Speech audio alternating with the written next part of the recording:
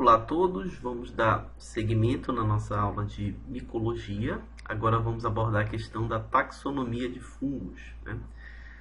Como vocês bem sabem, o domínio Eucária, né, já são organismos eucariontes, pertencentes ao reino Fungi. Na divisão Eumicota, né, os fungos verdadeiros. Essa classificação taxonômica eu estou me baseando pelo livro The Fungi, está na sua terceira edição, lançado em 2016, tá? Então é uma classificação mais recente, apesar de ter sido publicada em 2016, ela é ainda recente. E nessa classificação são 6 filos, tá? O autor aborda 6 filos, sendo que esses dois últimos aqui são novos, né? Então, filo Basidiomycota, filo Ascomycota, filo Glomeromycota, filo Chytridiomycota, filo Blastocladiomycota e esse último nome também bem complicado, filo Neocalymastigomycota, tá? Antes de mais nada, a gente tem que lembrar que o reino Fungi ele é o mais recente de todos, né? Criado na classificação de Whittaker em 1969, ou seja, 50 anos atrás, é muito recente, tá? Então esse reino, claro, os fungos já eram estudados, mas eles não tinham reino próprio, né? Muitos fungos eram considerados protistas. Então, a classificação de Whittaker em 69 colocou, né, o reino Fungi como agrupou ali os fungos e criou esse reino novo, portanto, né, tirando esses micro-organismos do reino protista. A maioria deles estavam no reino protista. E as implicações disso é que, bom, você tem um reino criado recentemente, né? Na ciência, esses 50 anos aí é recente, tá? Então, a gente pode esperar muito dinamismo na classificação taxonômica deste reino, tá certo? Então, um reino muito estudado, essa questão do estudo recente dele faz com que algumas correntes, por exemplo, o filo Zygomicota, né? O filo Zygomicota ele já foi rebaixado para a classe dos zigomicetos. O filo Deuteromycota não existe mais, antes existia, foi criado o filo Deuteromycota no reino Fungi, hoje não existe mais. Antes se tinha o filo Zygomicota e hoje não tem mais, quer dizer, percebe um dinamismo aí, né? Isso, claro, tem correntes que elas trabalham com uma linha, né, que inclui e que retira alguns filos e outras permanecem com outra linha, tá? Mas a gente não vai entrar nessas questões polêmicas de classificação taxonômica. É interessante a gente lembrar, né, que antes aí vários livros colocavam o filo Zygomicota. Só que recentemente os estudos, né, vamos colocar aqui esse livro, The Fungi, que é uma publicação recente, e nele traz essa nova classificação, tá? Ele não representa um conjunto filogenético coeso, tá certo? Então você sabe que essas relações filogenéticas elas são extremamente importantes para a classificação taxonômica, né? Ela aborda aí a relação evolutiva entre os organismos. Então, no caso das árvores filogenéticas, duas espécies são mais relacionadas se tiverem um ancestral em comum mais recente, né? Então, esse filo, né, o então Zygomicota, ele não é um grupo monofilético, ele não tem os gêneros, os representantes, né, as espécies que estão dentro desse filo, de repente não tem uma grande relação entre si, tá? Principalmente a questão de relação entre os organismos, relação evolutiva, né? E laços ali com aquele ancestral comum, tá? Então ele não é coeso, tá certo? Então foi rebaixado de zigomicota para zigomicetus, tá? Justamente por esse grupo não ser um grupo monofilético, não representar um conjunto filogenético coeso, tá? Então é bem polêmico, né? Porque há muito tempo se considerava o filo zigomicota e hoje não considera-se mais, tá? Isso e mexe bastante com essa questão taxonômica. Daqui a 1, 2, 3 anos, de repente, já existe uma outra classificação taxonômica, tá? É isso que a gente diz, bem dinâmico esse estudo, tá? Bom, eu vou falar um pouquinho sobre cada filo, tá certo? Uma abordagem bem rápida, né? Uma abordagem bem resumida mesmo.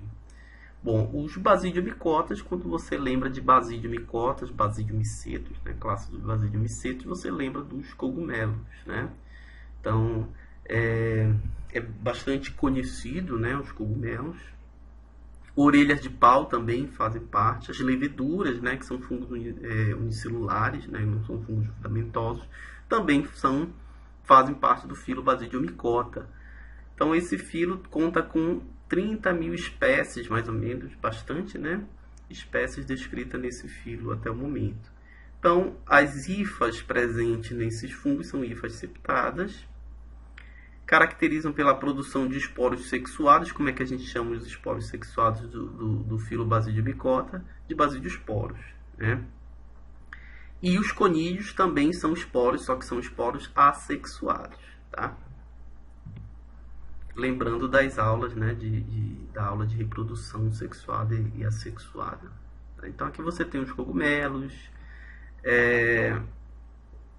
esse fungo aqui, ó, Tremella fuciformis, é um fungo gelatinoso, né, chamado de alifungos, né. É um fungo também bastante comum em algumas florestas temperadas, aqui também florestas tropicais temperadas. A levedura, tá? Essa levedura aqui é a Malacésia globosa, né? Essa levedura, ela habita a pele humana, né? Principalmente aqui no couro cabeludo, e essa é chamada o fungo causador da caspa, né? Ela é associada à caspa. Então é um fungo bastante importante na questão médica, né? Na questão dermatológica, aí para ser estudado, tá? Então, existem várias, a indústria farmacêutica, né, principalmente a indústria química, ela estuda bastante esses fungos e componentes que possam eliminar esse fungo, né, e aí fazer lá os seus produtos, os seus medicamentos, né, para a pessoa eliminar ou reduzir a caspa, né. Então, bastante estudado, portanto. Tá? Esse fungo pertence ao filo basidiomicota, tá? Então olha só que bacana, né? O basidiomicota, ele tem desde de organismos macroscópicos, né? Você consegue ver ali, né? Que são os cogumelos, por exemplo, a orelha de pau, até as leveduras, né? Que você só consegue observar lá no microscópio, né? Até as leveduras, tá certo? Então, para você ver que eles fazem parte ali dessa classificação de basidiomicotas. Por quê? Porque existe todo um grau de relação evolutiva, né, naquelas árvores filogenéticas que nós vimos. Ela não leva só a questão do ancestral em comum, ela leva várias outras questões, tá?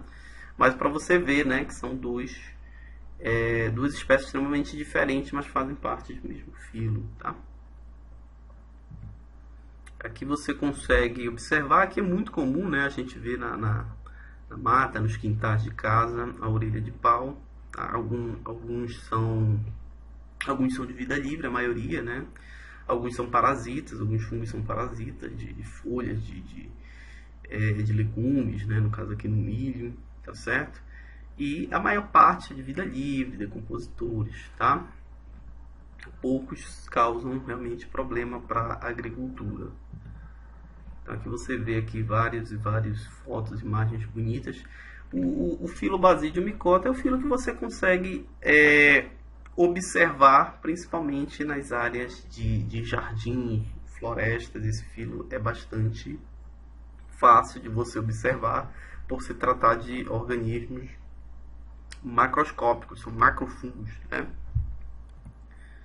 Bom, esse é um aplicativo interessante, né? Eu gosto de usar nas aulas práticas, né? Infelizmente nós não vamos ter aula prática nesse módulo, mas ele é legal vocês terem, né? Ele é gratuito, você pode baixar ele lá no seu celular, tá certo? E você consegue, ele facilita, tá, gente? Por imagem, ele tem um banco de imagens, um banco de dados, que você, se você tira a foto lá do fungo que você está observando, ele vai te ajudar a identificar, tá? Esse cogumelo, tá certo? Então ele é muito usado, né, em práticas de campo, de atividade de campo, para ajudar a você a identificar qual cogumelo é aquele, tá? Então, infelizmente nós não vamos ter, mas fica aí para vocês uma ferramenta importante para auxiliar na identificação de cogumelos, tá? O ciclo de vida nós já falamos, né? Tivemos uma aula sobre a reprodução de fungos, né? Você pode ter a reprodução sexuada. A reprodução sexuada, você tem a formação dos basidiosporos, tá certo? Lembra da reprodução sexuada, você tem a troca de material genético entre fungos diferentes, né? Você tem então a plasmogamia, a união lá das hifas, né? Depois você vai ter a cariogamia, né? Dos núcleos se unem. Existe a divisão meiótica, né? Existe a meiose, e aí os esporos formados geneticamente todos diferentes, né? Então você tem reprodução aí sexuada. Esses esporos são chamados de basidiosporos, tá? Que são aqui, né? Que vocês estão vendo. Mas ele pode ter uma reprodução assexuada, que nós já vimos também como é que se forma uma reprodução assexuada, né? As hifas crescem, né? E aí essa hifa cresce, forma os micélios, o conjunto de hifa, tá?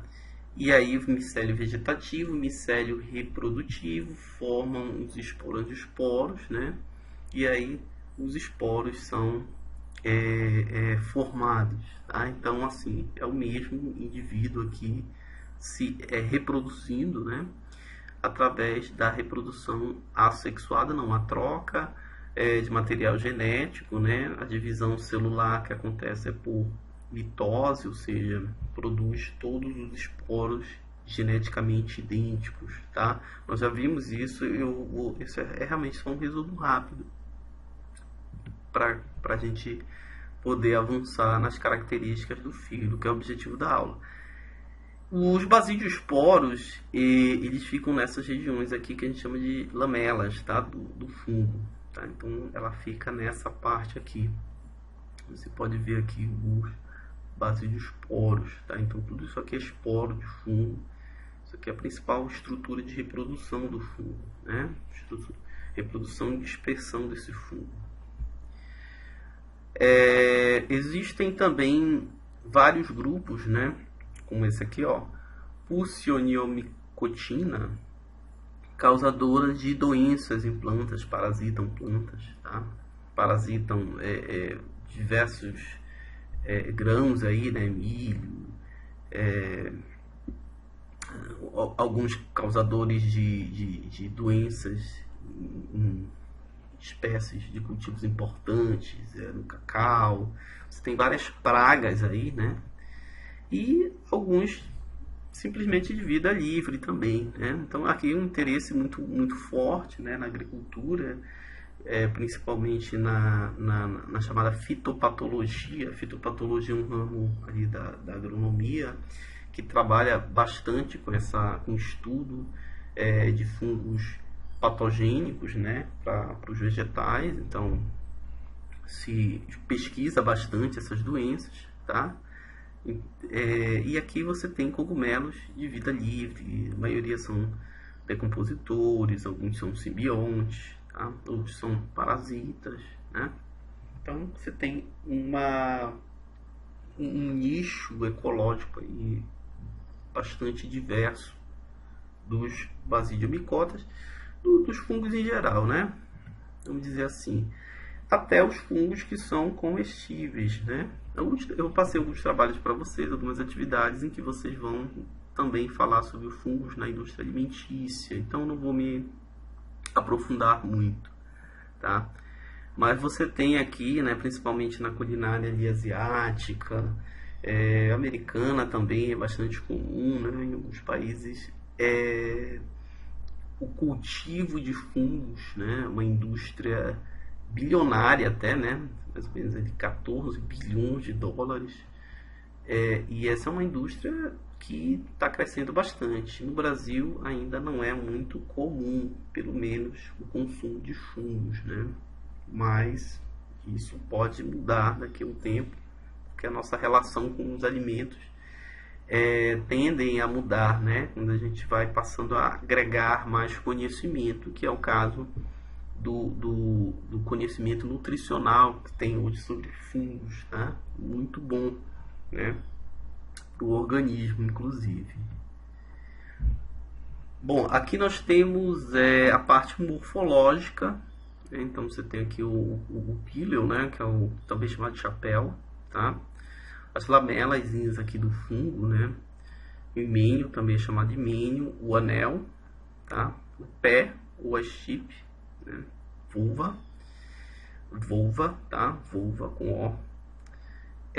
E o micélio, tá certo? O micélio é a estrutura de absorção, é aí que ele consegue absorver nutrientes, né, a partir da decomposição, tá? Então aqui são as principais estruturas do basídio miceto.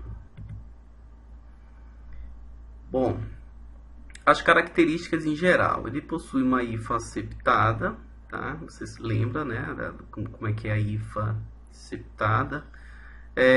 Alguns são patógenos, outros são de vida livre, outros são simbiontes, tá? O tipo de esporo conídeo, né? Esses são esporos assexuados, tá certo? Então aqui são várias características, o hábitat, desde solo até a pele humana, né? Então aqui tem várias características gerais.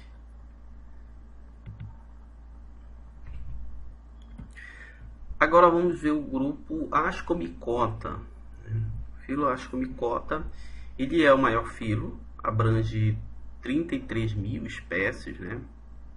E provavelmente existem várias espécies existentes, mas não catalogadas, não identificadas, né? Ou seja, esse é o filo que a probabilidade de encontrar espécies novas é bem maior, tá? Então aqui você tem o filo inclui desde leveduras, né, que são organismos unicelulares, até fungos pluricelulares, os fungos filamentosos.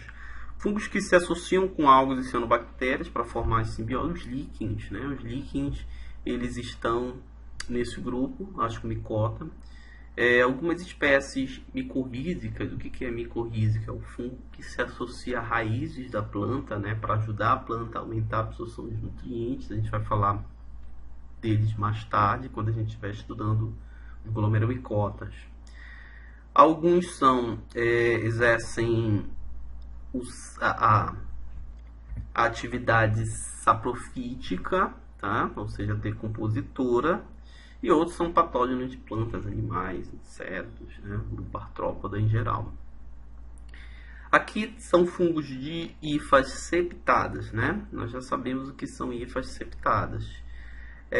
Então, assim como o basídio, aqui abrange fungos unicelulares, no caso das leveduras, até fungos filamentosos, né? Então existe um leque muito grande de fungos que abrange esse filo.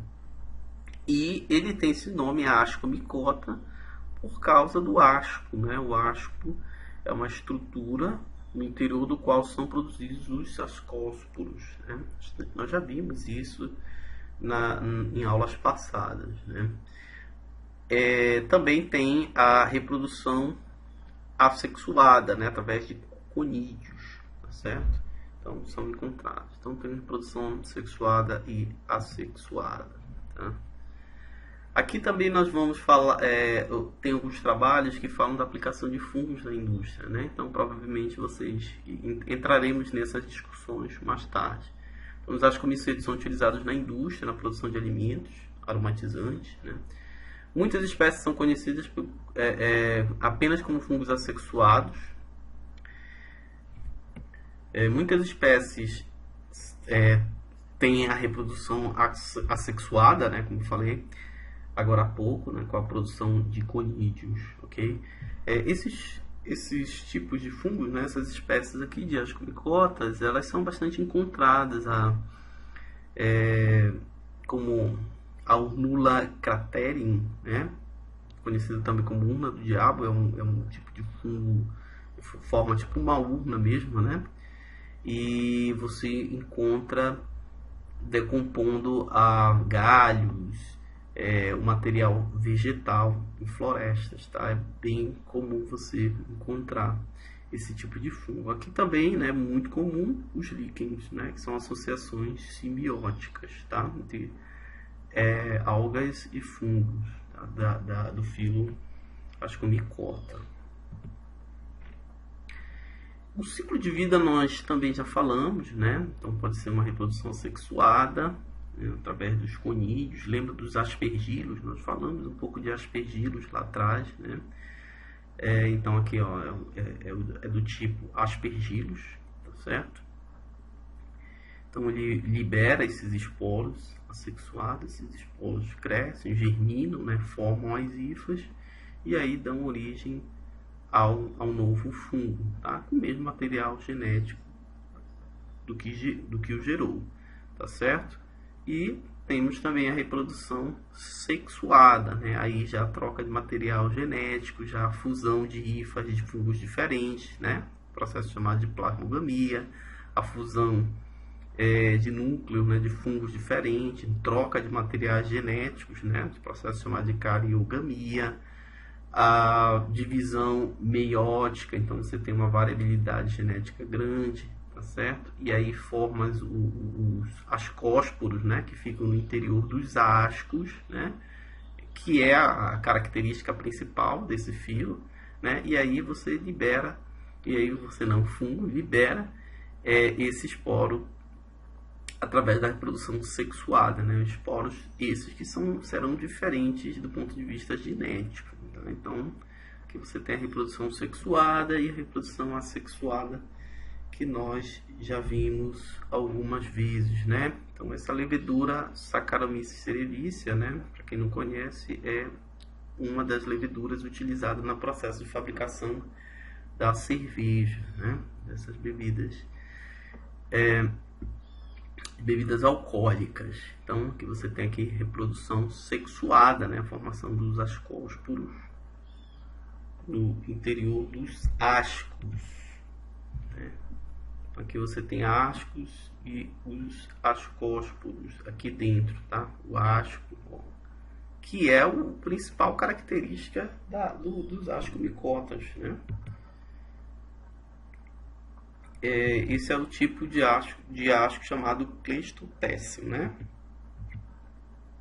Esse aqui em forma de pera é chamado de peritécio, tá? Então olha só esse asco aqui, o peritécio. Aqui são vários fungos, né? Tem as morchellas, né? Que são fungos bem grandes aqui, bem característicos, né? Essas estruturas dele, né? Morchellas. Aqui para você ver que os fungos pertencentes ao filo Ascomicota, eles também são macroscópicos, né? Assim como o Basidiomycota. Tá? Então são esses dois filos que você vai encontrar fungos macroscópicos, né? Os outros filos você vai encontrar fungos microscópicos, né? Então, se você for a campo, provavelmente você vai ver fungos Basidiomycotas ou Ascomicotas, tá? Você não vai conseguir identificar um Glomeromycota, um Chytridiomycota, tá? Ou os outros dois filos você não vai conseguir porque são fungos microscópicos, correto? Agora vamos falar um pouquinho do grupo glomeromicota, né? Um filo extremamente importante. Aqui você tem fungos simbiontes, né? Eles são alguns simbiontes obrigatórios, né? No caso das micorrizas arbusculares. E eles são extremamente importantes, né? Do ponto de vista, principalmente, da sustentação de florestas de plantas, né? Porque eles estão ligados a raízes de plantas, né? Então, esse grupo caracteriza-se por formar associação com raiz da maioria das plantas. A maioria dos representantes desse filo formam associações simbióticas obrigatórias com esses vegetais, tá? Auxiliando na absorção de nutrientes. Esses fungos ocorrem no solo e estão presentes em todos os ecossistemas terrestres, né?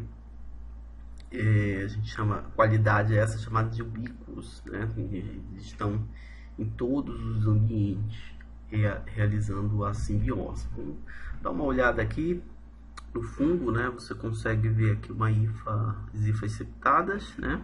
Você consegue ver aqui, ó, os esporângios, né? Dentro está cheio de esporo, tá? Aqui também é que você consegue ver esporos direto, né? Hifa, bem pequenininha aqui a hifa. Isso aqui não é uma raiz, isso aqui é uma hifa. Desculpa, isso aqui é uma raiz, tá? Isso aqui não é uma hifa, esse aqui é uma raiz. Sabe onde é que tá a hifa? A hifa, ela tá bem aqui, ó. Esse filete aqui, ó, esse fiozinho pequeno é a hifa, tá certo? Essa aqui é a raiz da planta. Esses são os pelos radiculares da planta. Percebe o seguinte, algo interessantíssimo. Olha só, o pelo radicular, ele tem milímetros de comprimento, enquanto a hifa tem centímetros de comprimento, tá? Aqui tem hifa, aqui tem esporo. Geralmente esses esporos aqui, que estão na hifa, presos ainda à hifa, eles vão formar outras hifas, né? Então, de tal maneira que esse fungo, ele faz uma espécie de uma teia gigante de hifa. E o que isso vai ser importante? Porque os nutrientes no solo, eles nem sempre estão aqui perto da raiz, né? Existe uma área de esgotamento, que a gente chama de zona de depressão da planta. E essa zona de esgotamento faz com que a planta fique pobre em nutrientes, né? Fique mal servida em nutrientes. E quem vai buscar esses nutrientes são justamente as hifas dos fungos. Então eles fazem a simbiose para absorver nutrientes para a planta e em troca a planta libera açúcares da fotossíntese para esse fungo, tá? Aqui uma imagem bem mais ampliada, né? Você consegue ver a hifa. Então olha só. Reproduzem assexuadamente, formando glomerosporos. Glomerosporos são os esporos desses fungos do filo glomeromicota. Os glomerosporos são estruturas reprodutivas assexuadas formadas pelos fungos micorrízicos arbusculares, né? Esses fungos arbusculares, micorrízicos arbusculares, são os principais representantes aqui das glomeromicotas, tá? Vou falar um pouquinho desses fungos, né? Nós falamos que eles são associações mutualísticas, simbióticas, tá? São simbiontes obrigatórios, ou seja, eles estão na natureza e eles só conseguem completar o seu ciclo biológico através da simbiose. A planta, além de servir de ambiente para o crescimento do fungo, quer dizer, ele cresce no interior da planta, ele cresce na raiz, né? Por isso que a gente chama de endomicorriza, endo é dentro, né?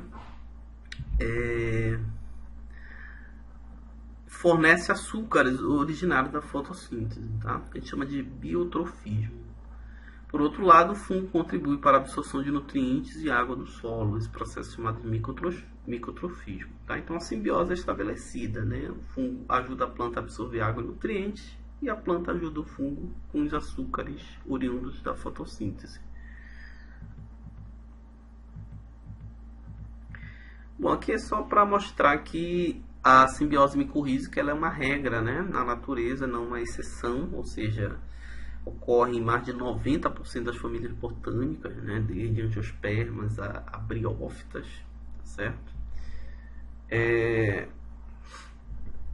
No caso das endo, existem dois grupos, tá? Endomicorrizas e ectomicorrizas. Basicamente, a diferença é que nas endomicorrizas o fungo forma estruturas especializadas no córtex da raiz e penetra na parede celular da planta. Ou seja, endo é no sentido de dentro da planta, né? O fungo consegue entrar ali na raiz da planta, ele consegue penetrar a parede celular, só que ele não é um parasita. Ele adentra a parede celular, né? Ali, as raízes, mas ele não é para parasitar a planta, e sim para fornecer nutrientes que ele está absorvendo via hifa, tá? Ele não parasita a planta, tá certo? E o ectomicorrízico, né, os ectomicorrizas são fungos que crescem entre as células do córtex e não penetram na parede celular da planta, tá? Então ele não é um fungo que vai penetrar, adentrar na parede celular da planta, tá? Deixa eu ver se eu consigo ver umas fotos aqui. Acho que mais para frente deve ter alguma coisa. Então, as micorrizas arbusculares são encontradas em praticamente todos os ambientes, né? Em todos os ecossistemas terrestres. Tem uma forte evidência de que desempenham um papel importante na conquista do ambiente terrestre pelas plantas, ou seja, a planta nessa transição da água para a terra, né? Primeiro os vegetais eles começaram na água, eles surgiram na água, né? E depois eles foram para a terra. E essa transição ela foi muito difícil, porque aí o vegetal ele passou a depender da raiz para a absorção de nutrientes. Mas os vegetais não eram, ainda não dominavam a absorção de nutrientes pela raiz, quer dizer, essa questão evolutiva, né? Por isso que a gente chama de coevolução. Então esses fungos ajudaram as plantas a absorver nutrientes do solo, e esses fungos evoluíram junto com as plantas, é o que a gente chama de coevolução, tá? Baixa especificidade de hospedeiro, ou seja, colonizam qualquer tipo de espécie. As ectomicorrizas já estima-se que apenas 3% das espécies arbóreas estabelecem associação com esse tipo de fungo. Então, as arbusculares eles são tipo de fungos mais abrangente, muito mais, né? Muito mais. Bom, os benefícios, se o fungo ele ajuda a planta a absorver nutrientes e água, e o benefício vai ser, a planta vai ser muito mais bem nutrida, né? Com esses fungos nas suas raízes. A contribuição da micorriza arbuscular é tão importante que se estima que elas possam fornecer até 80% da absorção de fósforo para as plantas, ou seja, é muito, né? Elas são consideradas um biofertilizante, né? Assim como as bactérias fixadoras de nitrogênio, né? Mas elas não aumentam a quantidade de nutrientes no solo, elas apenas facilitam a planta, aumentam a capacidade da planta de absorver nutrientes. Causa diminuição de danos causados por outros fungos patógenos e certas pragas. Isso aqui porque elas entram em competição com outros fungos e elas acabam protegendo o fungo. Elas acabam protegendo a planta, fazendo com que outros patógenos não entrem na raiz, não cause nenhum dano à planta, porque ele já está lá, né? Então é mais uma relação de competição e proteção. As hifas e a produção de glomalina auxiliam no processo de formação de agregados do solo. A glomalina é uma proteína produzida por esse fungo importante, né? Que ajuda na estabilidade dos agregados do solo, ou seja, faz com que o solo, as partículas do solo fiquem mais unidas. Isso é importante na agricultura, tá? Então tá aqui, ó, ele consegue entrar, né? Fungos arbusculares entram aqui na célula vegetal, na célula do córtex vegetal, né? Formam essa estrutura que você está vendo aqui, é chamada de arbúsculo, por isso que o nome é arbuscular, tá? Então ela consegue, olha só, entrar aqui na célula, né, da planta, olha aqui, interessante. Aqui é uma vesícula, né? Aqui um esporo, aqui é uma hifa, aqui um esporo, aqui um esporo, tá? Isso aqui é um micélio, né? Olha só, o tamanho do micélio desse fungo. Você não consegue nem ver o que é raiz e o que é micélio, né? Então é bem interessante essa estrutura. As plantas que têm a micorriza, geralmente elas são maiores, elas crescem mais, elas têm efeitos assim bem visíveis, né? Então aqui é uma planta com a micorriza, sem micorriza, né? Essa aqui é uma planta com a micorriza, e essa aqui é sem. Essa aqui é uma planta com a micorriza, você vê um vegetal aqui, ela cresce mais, né? Ela se desenvolve mais, tá? E aqui a raiz também se desenvolve mais. Isso aqui é raiz, tá, gente? Isso não é o micélio, é a raiz, tá? Bem mais desenvolvida do que a planta sem a micorriza. E aqui é uma grande quantidade de fungos, né? Isso aqui é uma raiz, tá? Você consegue ver aqui a raiz. E aqui é um monte de esporo de fungo, né? Esporo, tudo isso aqui é esporo. Cada círculo desse aqui, marronzinho, marrom claro, marrom escuro, é esporo. E você consegue ver saindo do esporo as hifas, né? O tamanho de uma hifa e o tamanho de uma raiz. Isso aqui é a raiz, tá? Isso aqui é a hifa, tá certo? Então você consegue observar a importância desse fungo e o quanto ele é importante para aumentar a absorção de nutrientes da planta. Bom, esse é um filo também, um filo muito pequeno, vamos dizer assim, porque compreende apenas uma classe, né, que é o Chytridiomycota. O grupo é considerado bastante primitivo até, né? Fungos microscópicos, né? Morfologia simples. Você tem aqui, ó, 100 gêneros, 100 espécies, então bastante limitado, né? Isso é o que se estuda, assim, né? É o que se sabe. Claro que tem várias espécies que podem não ter sido descobertas ainda, tá? O hábitat é o aquático, tá? Principalmente água doce. E esse fungo aqui fica principalmente em tratos digestivos de mamíferos e herbívoros, tá? E infelizmente ele ficou muito conhecido, na verdade, como um patógeno, né? O Chytridiomycota ali com o representante é a espécie Batrachotrium dendrobatidis, né?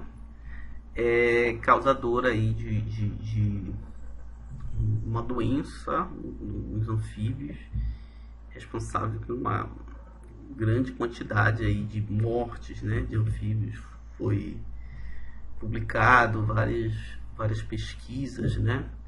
Por que os anfíbios estavam morrendo, ninguém sabia, e era por causa desse fungo, tá? Então ele ficou bastante conhecido por essa doença nos anfíbios.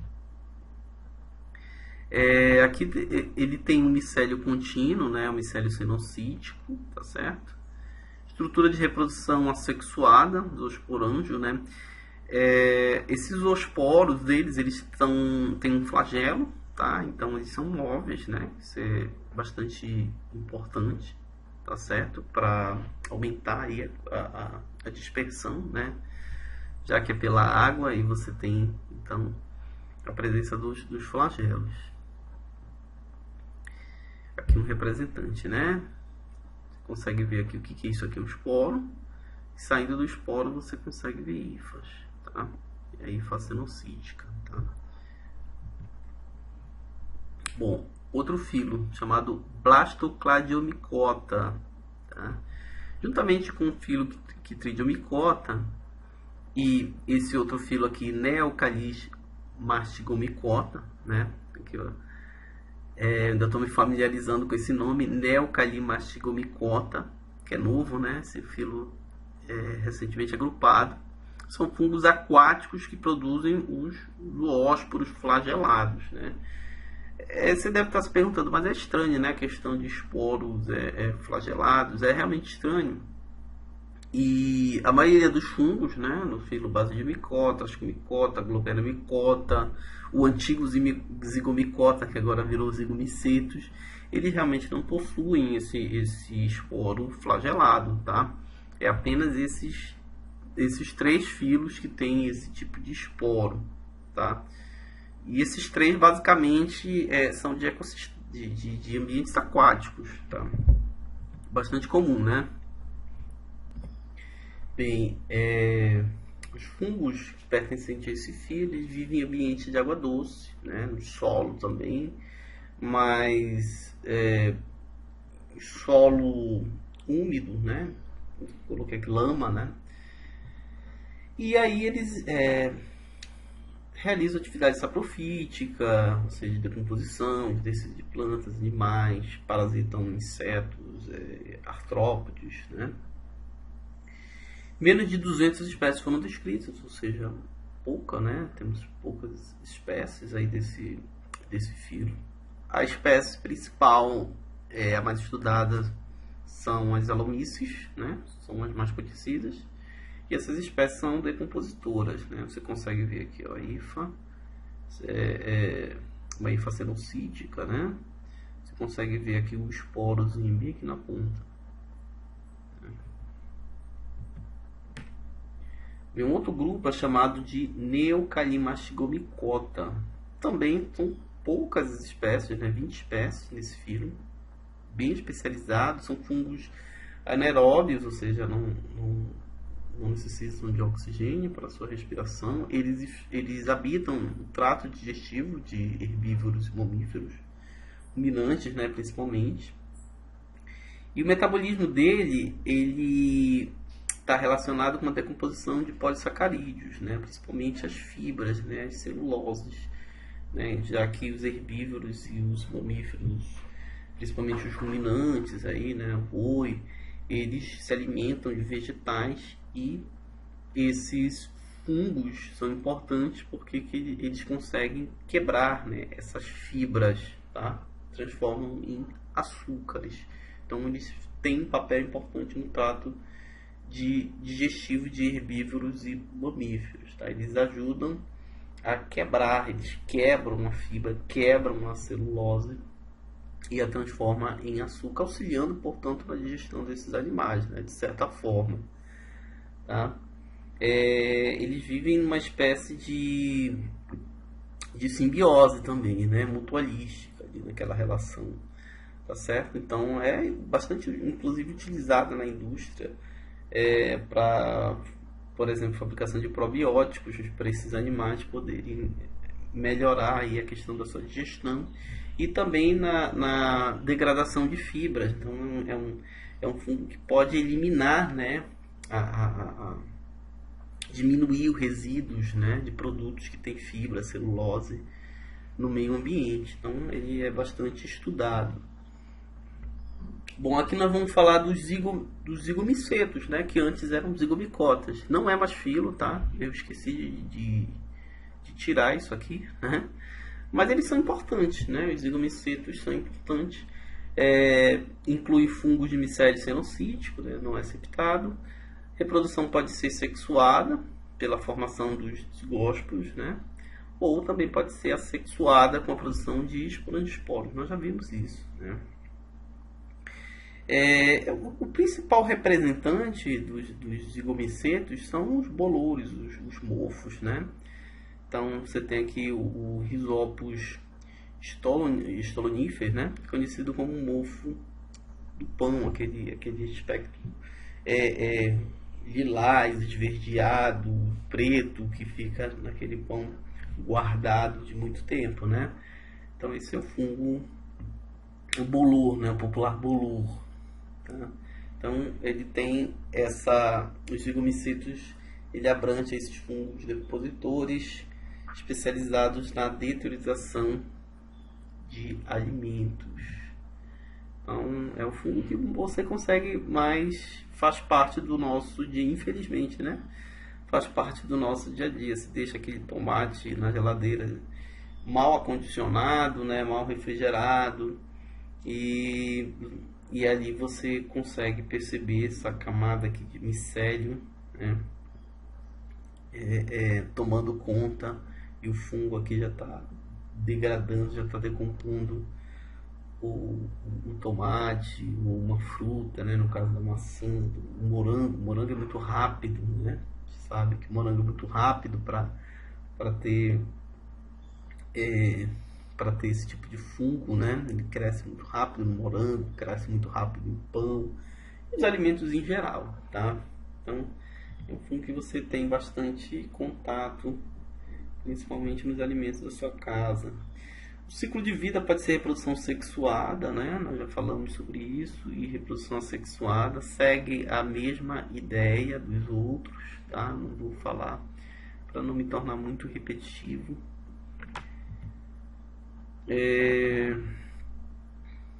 Aqui você tem a estrutura, né? Os esporângios, né? Aqui dentro são os esporos, aqui são as hifas, essas que são cenocíticas, né? Você vê hifas cenocíticas nesse fungo. Bom, esse é um quadro geral, tá? Então, aqui você pode visualizar. Aqui eu não coloquei os outros dois que entraram, né?